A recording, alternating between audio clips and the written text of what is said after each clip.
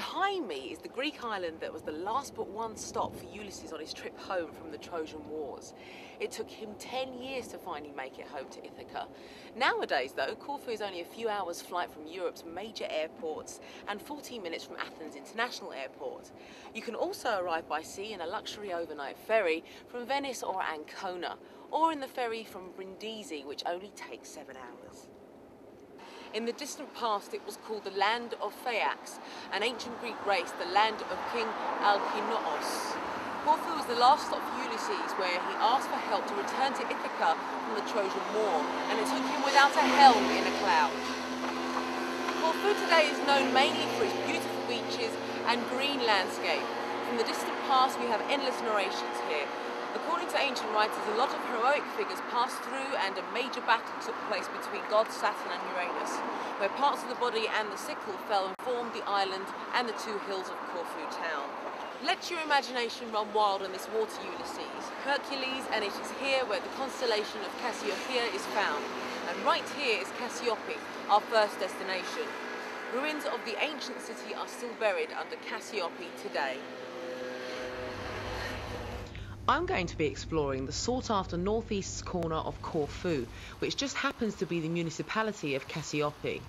This glorious coastline starts at Nisaki in the south and finishes further north, just after the enchanting port of Cassiopi.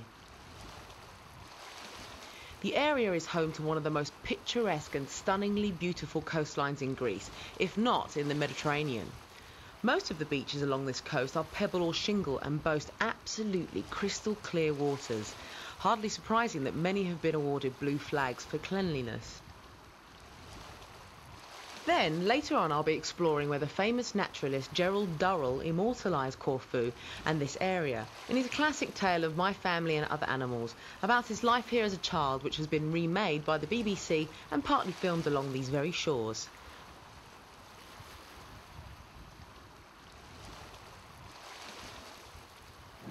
From where I'm sitting, it's easy to see the allure of this area, and I'm really looking forward to visiting some more of the stunning blue flag beaches.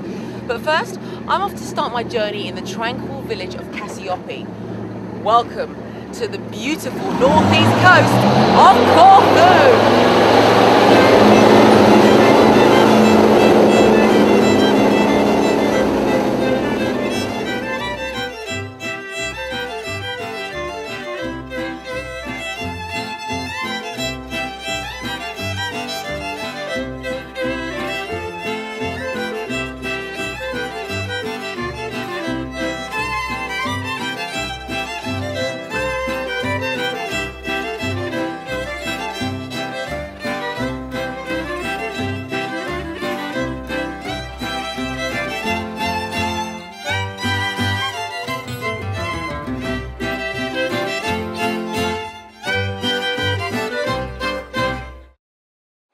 Cassiopeia itself is said to have been built 2,500 years ago by King Pyrrhus of Epirus, after he received the whole island as a dowry when he married the daughter of the king of Syracuse.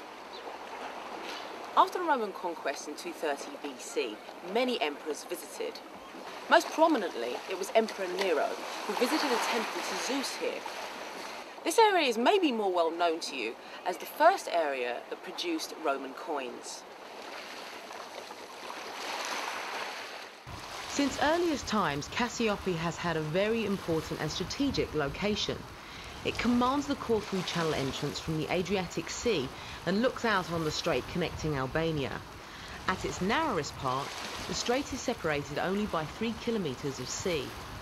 The magnificent castle of Cassiopi was built by the Byzantines and was used to control this strategic passage.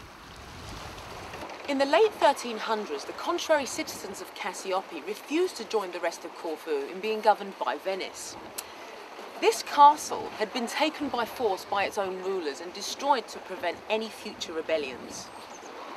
It's withstood numerous attacks from outsiders, including the Goths and the Saracens, and was rebuilt by the Venetians until it was destroyed again by the Turks.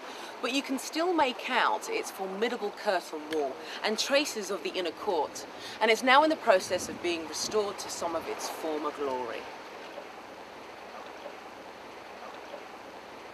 As you relax on the beach, it's so hard to imagine this tranquil corner of contentment under such constant threat and turmoil.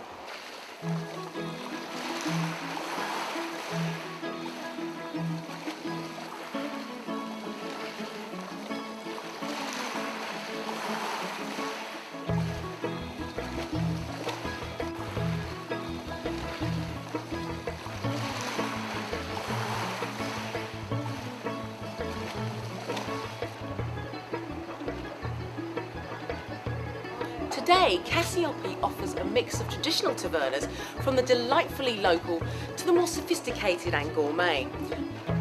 Bars and cafes are scattered throughout the village, as well as along the picturesque harbour front, ideal for relaxing with a cool drink and watching the world go by. Kassiopi is very much a cosmopolitan resort and has plenty of low-key bars to offer for those of you who want a quieter atmosphere, as well as excellent nightlife for the young at heart, where parents can rest assured that their offspring are well and truly safe.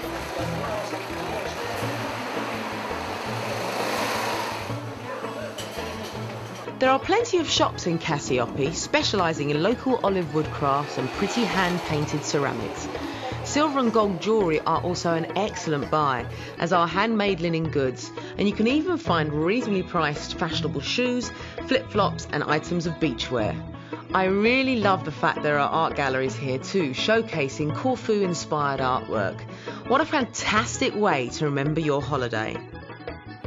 Dig around and you'll find all sorts of items that cost a fortune in boutiques and gift shops at home. Supermarkets, bakeries and pharmacies are here to provide all your daily necessities.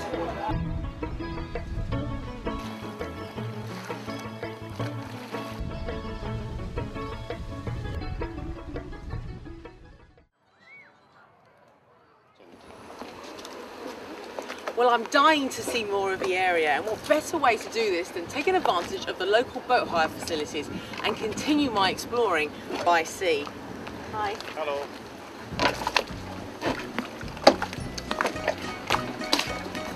As you can see, boats of every kind take advantage of these waters, from visiting luxurious super yachts to speedboats and sailing boats, the latter of which are available for hire at various locations in the area. Now for me, one of the great attractions of this area is that it caters for all budgets, all ages and aspirations. Pretty local houses and apartments with balconies, glorious views and easy access to the sea, nestled comfortably alongside luxury villas with their horizon pools, hot tubs and tennis courts.